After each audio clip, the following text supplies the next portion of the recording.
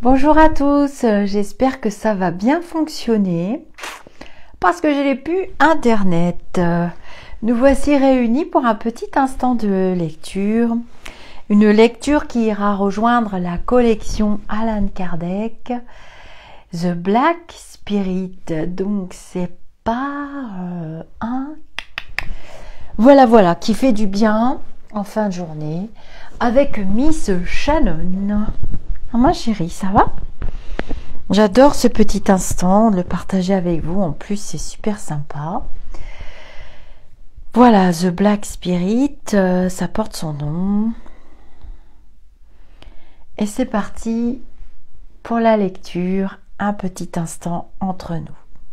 Donc, je vais quand même faire un petit rappel pour ceux qui arrivent sur la chaîne, puisqu'ils ne savent pas que j'ai fait des playlists avec des instants de lecture, toujours reliés plus ou moins au cheminement spirituel, puisque c'est l'essence même de cette chaîne, au-delà du spirituel.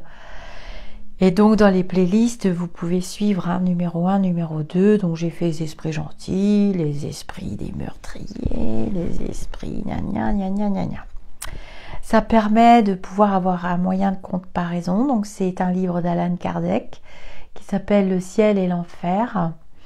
Et donc monsieur Allan Kardec, qui est le pape du spiritisme en France, a écrit moult littérature et il a utilisé une quantité impressionnante de médiums pour pouvoir canaliser les messages des esprits et nous les laisser par écrit après retranscrire ces lectures qui ne prennent pas une ride, si ce n'est le langage connoté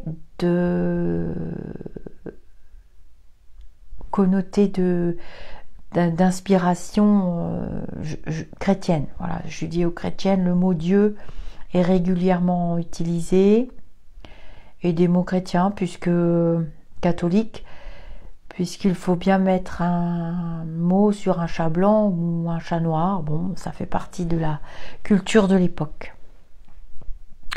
Alors, cette lecture, pour l'instant, là, c'est Un esprit ennuyé. Bordeaux, 1862. Cet esprit se présente spontanément au médium et réclame des prières. Petit 1. Qu'est-ce qui vous engage à demander des prières? Réponse. Je suis lasse d'errer sans but. Y a-t-il longtemps que vous êtes dans cette position? Réponse. 180 ans à peu près. Qu'avez-vous fait sur la terre? Réponse.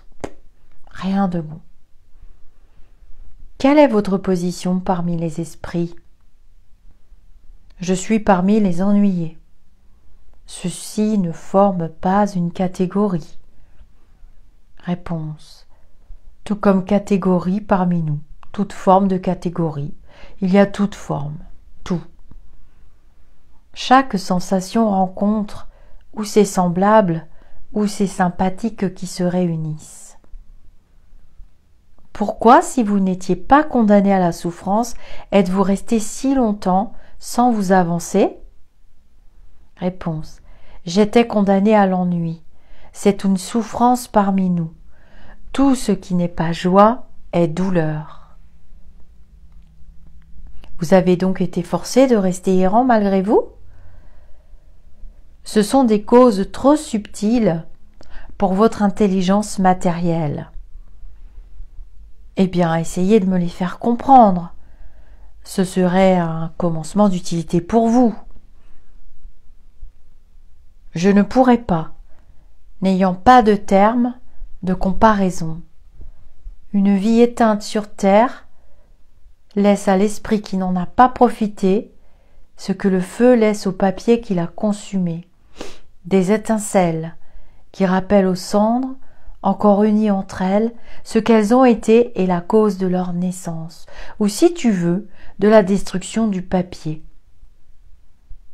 Ces étincelles sont le souvenir des liens terrestres qui sillonnent l'esprit jusqu'à ce qu'il ait dispersé les cendres de son corps. Alors seulement il se retrouve, essence éthérée, et désire le progrès. Ah. Mais qui peut vous occasionner l'ennui dont vous vous plaignez? Réponse. Suite de l'existence. L'ennui est le fils du désœuvrement. Je n'ai pas su employer les longues années que j'ai passées sur terre. Leurs conséquences s'est fait sentir dans notre monde. Petit 5. Les esprits qui, comme vous, errent en proie à l'ennui, ne peuvent-ils faire cesser cet état quand ils le veulent? Réponse. Non, ils ne peuvent pas toujours, parce que l'ennui paralyse la volonté. Ils subissent les conséquences de leur existence. Ils ont été inutiles, n'ont eu aucune initiative. Ils ne trouvent aucun concours entre eux. Ils sont abandonnés à eux-mêmes jusqu'à ce que la lassitude de cet état neutre leur fasse désirer d'en changer. Alors, à la moindre volonté qui s'éveille en eux, ils trouvent de l'appui et de bons conseils pour aider leurs efforts et persévérer. Petit 6. Pourriez-vous me dire quelque chose sur votre vie terrestre? Réponse. Hélas. Bien peu de choses. Tu dois le comprendre. L'ennui, l'inutilité, le désœuvrement proviennent de la paresse. La paresse est mère de l'ignorance. Petit 7. Vos existences antérieures ne vous ont-elles pas avancé? Réponse. Si, toutes, mais bien faiblement, car toutes ont été le reflet les unes des autres. Il y a toujours progrès, mais si peu sensible qu'il est inappréciable pour nous. Petit 8. En attendant que vous recommenciez une autre existence, voudrez-vous venir plus souvent près de moi? Réponse. Appelle-moi pour m'y contraindre. Tu me rendras service. Petit 9. Pouvez-vous me dire pourquoi votre écriture change souvent? Réponse. Parce que tu questionnes beaucoup, et cela me fatigue, et j'ai besoin d'aide. Le guide du médium prend le relais à ce moment-là, et il explique. C'est le travail de l'intelligence qui le fatigue, et qui nous oblige à lui prêter notre concours pour qu'il puisse répondre à tes questions. C'est un désœuvré du monde des esprits, comme il l'a été du monde terrestre. Nous te l'avons amené pour essayer de le tirer de l'apathie de cet ennui, qui est une véritable souffrance, plus pénible parfois que les souffrances aiguës, car elle peut se prolonger indéfiniment. Te figures-tu la torture de la perspective d'un ennui sans terme? Ce sont là la plupart des esprits de cette catégorie qui ne recherchent une existence terrestre que comme distraction et pour rompre l'insupportable monotonie de leur existence spirituelle. Aussi y arrivent-ils souvent sans résolution arrêtée pour le bien. C'est pourquoi c'est à recommencer pour eux jusqu'à ce qu'enfin le progrès réel se fasse sentir en eux. Donc voilà pour cet esprit. D'ailleurs, ils n'ont pas donné de nom. Non, ils ont marqué un esprit ennuyé et on n'a même pas son prénom. Vous voyez que comme sa vie se répète de vie en vie, il cherche même pas à dire son prénom, il cherche même pas à montrer quelle apparence il avait dans sa vie la dernière ou celle d'avant. D'ailleurs, pour mémoire, Monsieur Allan Kardec, donc qui a écrit le Grand Livre des Esprits, qui sont ses livres les plus connus, et le Grand Livre des Médiums, ne s'appelait pas Allan Kardec dans la vie terrestre où il a écrit les livres. Il s'appelait Hippolyte de Rivail et il était instituteur de son état. Voilà, pour vous dire que quelquefois on a accès à des noms, des prénoms d'une autre vie et que le défunt ne se rappelle que très très peu de sa vie de passage. Comme là, vous avez un exemple d'un esprit voilà, qui n'a pas fait grand-chose, qui ne fera pas grand-chose et qui n'avancera que très très très très très lentement vers l'élévation. C'est ce que nous sommes tous venus faire ici. nous élever et avancer vers des jolis mondes et des mondes meilleurs. Alors là, nous allons passer donc je ne vais pas vous laisser comme ça, une lecture un peu plus croustillante qui est La Reine d'Oude, D'-O-U-D-E.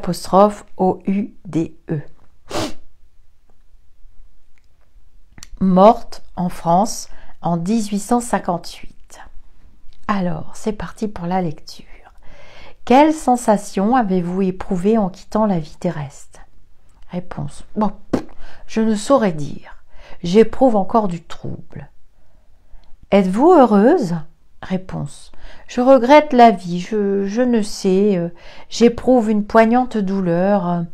La vie m'en aurait délivré. Je voudrais que mon corps se levât du sépulcre.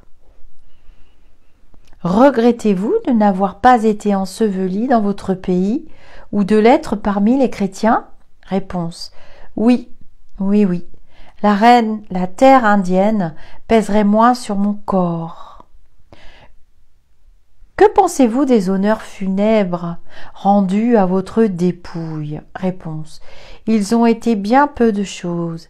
J'étais reine, et tous n'ont pas ployé les genoux devant moi. Laissez-moi. On me force à parler. Je ne veux pas que vous sachiez ce que je suis maintenant. J'ai été reine, sachez-le bien. Petit 3.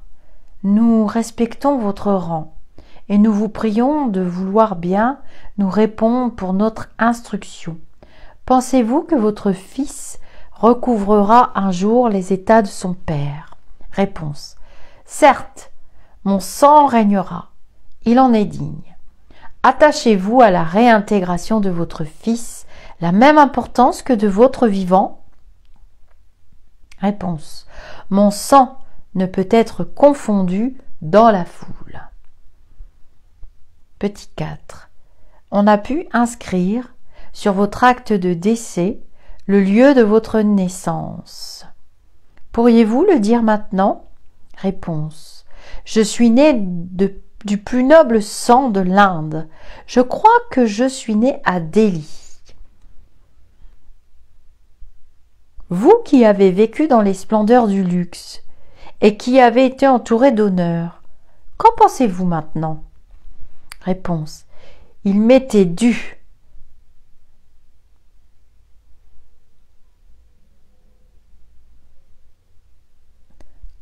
Le rang que vous avez occupé sur la terre vous en donne-t-il un plus élevé dans le monde où vous êtes aujourd'hui? Réponse. Je suis toujours reine. Qu'on m'envoie des esclaves pour me servir. Je ne sais. On ne semble pas se soucier de moi ici. Pourtant, je suis toujours moi. Apparteniez-vous à la religion musulmane ou à une religion hindoue? Réponse. Musulmane. Mais j'étais trop grande pour m'occuper de Dieu. Quelle différence faites-vous entre la religion que vous professiez et la religion chrétienne pour le bonheur de l'humanité? Réponse. La religion chrétienne est absurde. Elle dit que tous sont vos frères.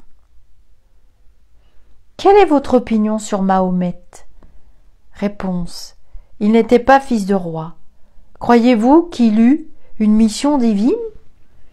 Que m'importe cela? Quelle est votre opinion sur le Christ? Le fils du charpentier n'est pas digne d'occuper ma pensée. 7. Que pensez-vous de l'usage qui soustrait les femmes musulmanes au regard des hommes? Réponse. Je pense que les femmes sont faites pour dominer. Moi, j'étais femme. Avez-vous quelquefois envié la liberté dont jouissent les femmes en Europe? Non. Que m'importait leur liberté? Les serre-t-on à genoux? Petit 8. Vous rappelez-vous avoir eu d'autres existences sur la terre avant celle que vous venez de quitter? Réponse. J'ai toujours été reine. Petit 9. Pourquoi êtes-vous venu si promptement à notre appel? Réponse. Je ne l'ai pas voulu, on m'y a forcé. Penses-tu donc que j'eusse daigné répondre? Qu'êtes-vous donc près de moi? Qui vous a forcé à venir? Je ne sais pas. Cependant, il ne doit pas y en avoir de plus grand que moi. Sous quelle forme êtes-vous ici? Réponse. Je suis toujours reine. Penses-tu donc que j'ai cessé de l'être? Vous êtes peu respectueux. Sachez qu'on parle autrement à des reines, quand même. Petit 11. Si nous pouvions vous voir, est-ce que nous vous verrions avec vos parures, vos bijoux? Réponse. Certes! Comment se fait-il qu'ayant quitté tout cela, votre esprit en ait conservé l'apparence, surtout vos parures? Réponse. Elles ne m'ont pas quitté. Je suis toujours aussi belle que j'étais. Mais je ne sais quelle idée vous vous faites de moi. Il est vrai que, bon, vous ne m'avez jamais vu. Petit 12. Quelle impression éprouvez-vous de vous trouver au milieu de nous? Réponse. Si je le pouvais, je n'y serais pas.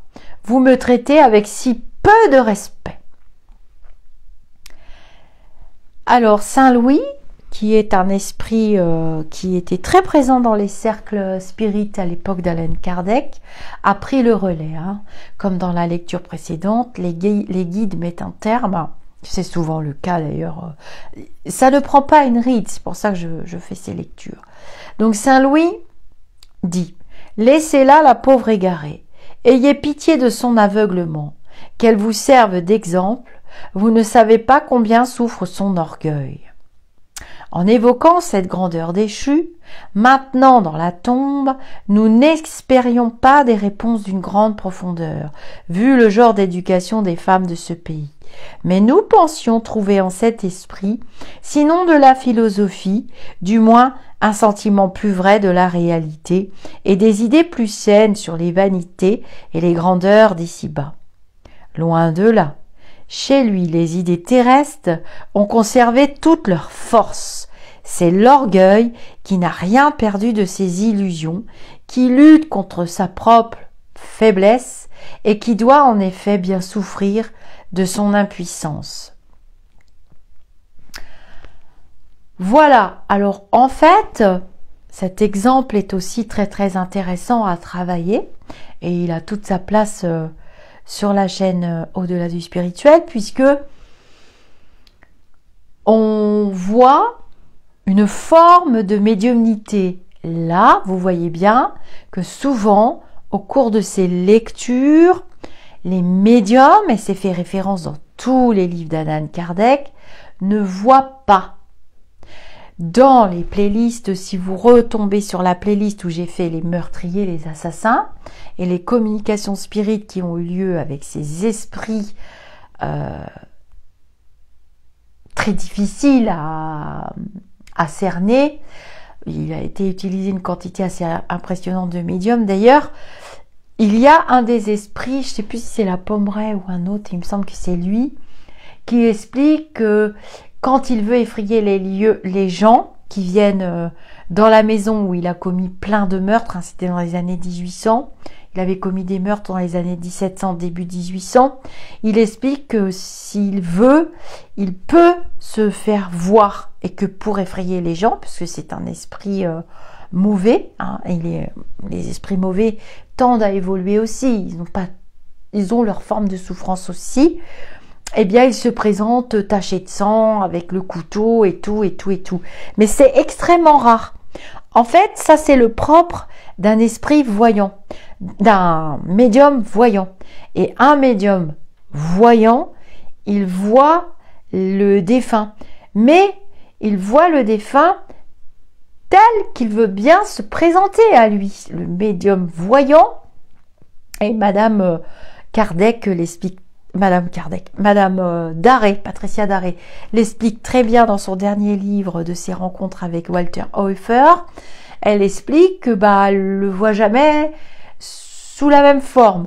La première fois qu'il s'est présenté à elle et qu'il lui a dit qu'il était son ange gardien, il avait un certain âge, un certain physique, une certaine coiffure et certains habits. Et puis après, la fois d'après, il s'est présenté avec d'autres habits. Et puis la fois d'après, c'est pour ça que tout ce qui se passe actuellement au niveau de la médiumnité contemporaine bah c'est quand même un petit peu rigolo parce que ils se présentent, ils sont beaux, ils sont dans la lumière, ils vont bien, les messages sont creux, il y a rien à dire, c'est pas terrible. Bon bref, c'est ce qu'on appelle les esprits communs. Voilà, c'est les esprits communs. Bon, une majorité de l'humanité, ça n'a rien de transcendant. Vous voyez qu'à travers ces lectures, quand même, on a déjà les esprits guides qui communiquent, et c'est ça qui m'épate, c'est que les médiums spirites, je pense notamment aux conférences ou en salle. Moi, j'ai vu une grande dame et un grand monsieur, je suis allée à une de leurs conférences il y a un certain temps. C'était vraiment sensationnel parce que leur esprit guide aussi prenait le relais, ce qui est aussi le cas pour moi. Souvent, mes esprits guides prennent le relais et ils protègent le médium. Vous voyez que ce sont les esprits guides comme Eraste, Saint-Louis et d'autres encore, et les esprits guides du médium protègent le médium en interrompant la communication et en disant bah voilà, bah laisse-la ou laisse-le, ça vaut pas le coup. Moi je sais que régulièrement, actuellement, comme on est en élévation vibratoire, c'est assez compliqué les contacts défunts en ce moment, et souvent on arrive en consultation, bah non, il n'y aura pas de lumineux, non, il n'y a pas de contact défunt, non, parce que ça peut devenir vite épuisant aussi pour le médium spirit. Médium spirit fait partie des classifications que Allan Kardec aussi a données. La médiumnité, donc il a posé le mot médium qui veut dire milieu, c'est Allan Kardec qui l'a posé. Bon, maintenant c'est calvaudé, c'est servi à toutes les sauces, mais appelons un chat un chat. Donc c'est Monsieur Kardec qui a posé et il a parlé de faculté médianimique ou de faculté médiumnique. Et on voit à travers tous ces exemples que je mets en vidéo, vous avez les playlists, et puis après je canalise des informations pour vous et vous avez l'air d'apprécier d'ailleurs. Ça vous permet de comprendre certaines choses et de faire jouer notre discernement parce qu'on entre dans l'ère du Verseau, les énergies sont très très lourdes et dans tout ce fracas de New Age, c'est vraiment le bazar quoi. Il y a trop de médiums. Alors, on s'éveille à la spiritualité. La médiumnité est une faculté offerte à tous. On a tous le pouvoir de chanter des chansons. On sait chanter, on chante. Mais il y en a qui chantent comme des casseroles. Il y en a qui chantent comme des divas. À vous de comprendre ce que votre œil spirituel ne voit pas, puisque vous êtes un esprit incarné dans votre corps physique qui est votre véhicule adapté à ce monde d'incarnation qu'on appelle Gaïa ou la Terre. Donc votre œil spirituel, forcément, il voit pas tout, mais on a tous un œil spirituel, un troisième œil. On est tous fait pareil. On est tous pur esprit et point à la ligne. Après, on est en élévation, donc on est en train de récupérer petit à petit des facultés qu'on avait mis de côté parce que on s'est trop englué dans la matérialité et société de consommation et tout ce qui va avec. Et du coup, nous sommes en train de récupérer des facultés. Donc, c'est pas parce qu'on récupère des facultés qu'on doit ouvrir des cabinets par-ci par-là. Parce que, attention, il y en a aussi qui ne sont pas du tout ancrés et qui tombent là, les uns après les autres. Donc, vous voyez que les esprits guides, souvent, prennent le relais quand ils voient que, bon, la communication, là, ça dérape et c'est fatigant pour le médium. C'est fatigant parce que l'esprit pompe. L'esprit qui communique pompe, et donc c'est pour ça que je vous dis on peut pas en faire à tort et à travers des dizaines par jour et prétendre gagner sa vie avec ça. D'abord c'est pas trop fait pour ça, et faut l'utiliser avec parcimonie parce que sinon on finit pas très très bien. Hein. Donc voilà, je regarde les exemples qui restent et puis je vais voir. Oui, alors je peux vous faire la dernière parce que on va pas utiliser une autre vidéo. Xumen. Allez, c'est parti. Et on terminera sur ce chapitre. Donc, il n'y aura que 2 vidéos. Xumen. Sous ce nom, un esprit se présente spontanément. 1862.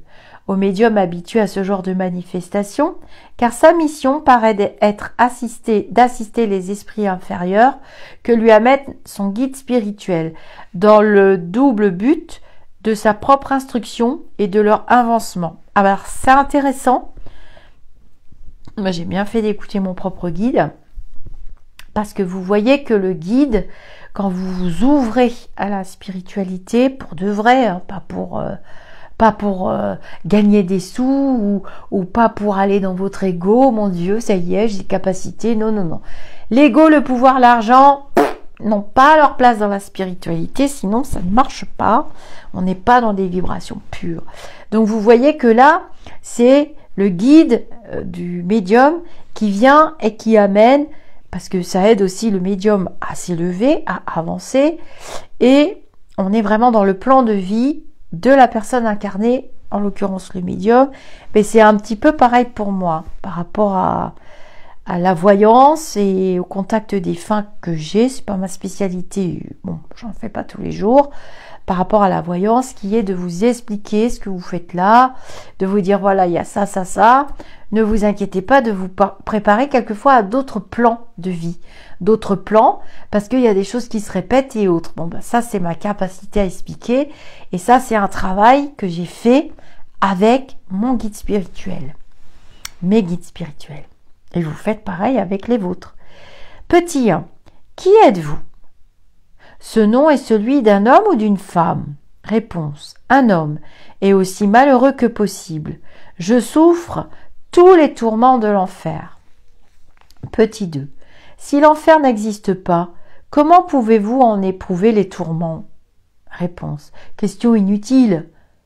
Si je m'en rends compte, d'autres peuvent avoir besoin d'explications.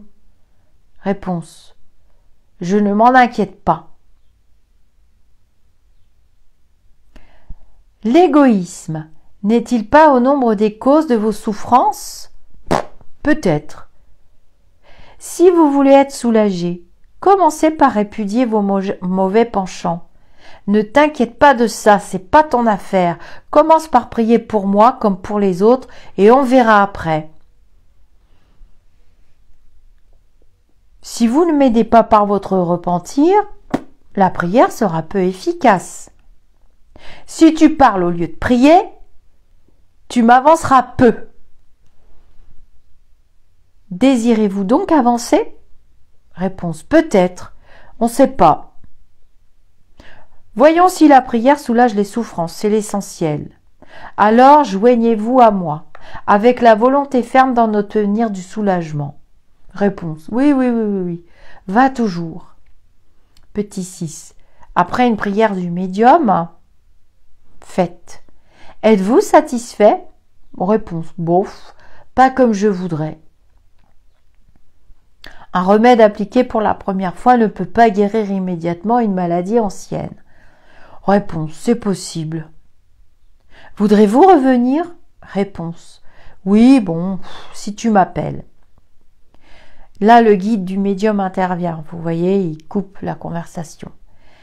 Le guide du médium. Ma fille, tu auras de la peine avec cet esprit endurci, mais il n'y aurait guère de mérite à sauver ceux qui ne sont pas perdus. Courage, persévère, et tu parviendras.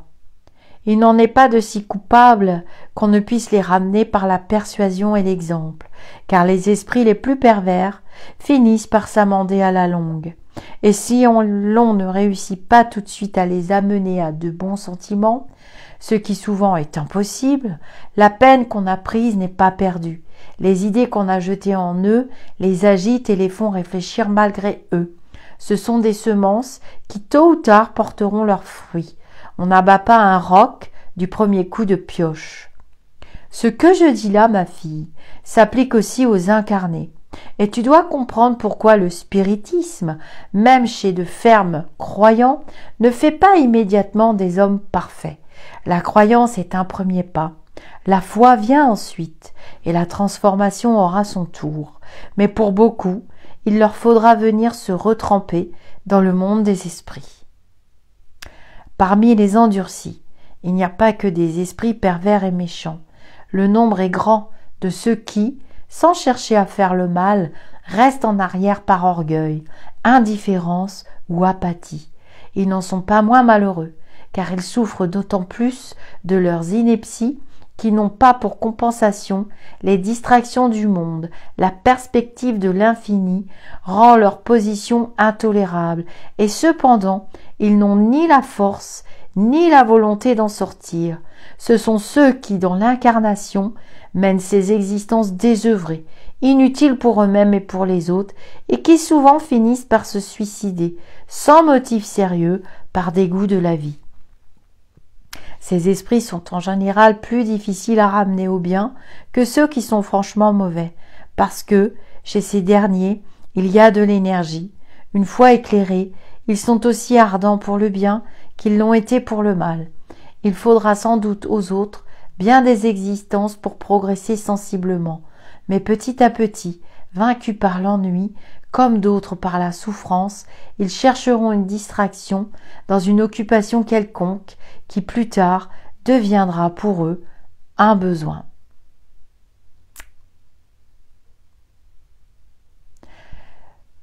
Voilà, vous voyez qu'une existence, qu'elle soit terrestre ou dans d'autres mondes, c'est le même principe toujours, hein, c'est le voyage constant, hein, l'univers est sans commencement ni fin, et l'éclatement d'un monde ouvre les portes de milliers d'autres, ça c'est de moi.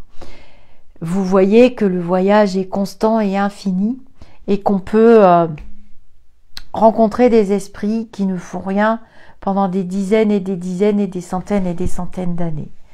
Je vous laisse sur cette petite vidéo. Je lirai vos commentaires parce qu'il y a aussi des abonnés qui sont sur la chaîne pour la lecture et pour leur évolution personnelle et spirituelle et je les en remercie. Vous pouvez vous abonner en vous créant un compte mail YouTube avec une adresse mail valide. Vous mettez le nom que vous voulez. C'est pas très important et ça vous permettra, grâce à ce compte, parce que vous me posez encore la question, de pouvoir commenter sous les vidéos, participer au jeu et puis participer aussi au journal d'élus lumineux. Je fais des journaux d'élus lumineux à leur demande et en fonction de l'actualité. Et ces journaux d'élus lumineux ou bien des vidéos de flash voyance ont pour but de vous aider à passer des étapes, de vous guider et de vous soutenir. Nous ne sommes pas là présents par orgueil ou par ego ou pour d'autres idées qui ne me viendraient pas du tout. Nous sommes là vraiment pour une présentation ou une représentation de ce qu'est vraiment le monde spirituel, le partage, l'échange, la bienveillance que nous avons du mal à travailler et à mettre en œuvre aujourd'hui parce que les vibrations sont très très lourdes. Nous traversons quand même des épreuves spirituelles très très élevées avec en ce mois de mai des énergies de notre très sainte mère très très puissantes aussi, hein. C'est pour ça que j'ai un petit peu du mal à parler parce qu'il faut être bien ancré pour supporter le choc. Oui ma chérie. Oh, j'ai dérangé Michel. On dit au revoir à la communauté et on se fait un joli namasté.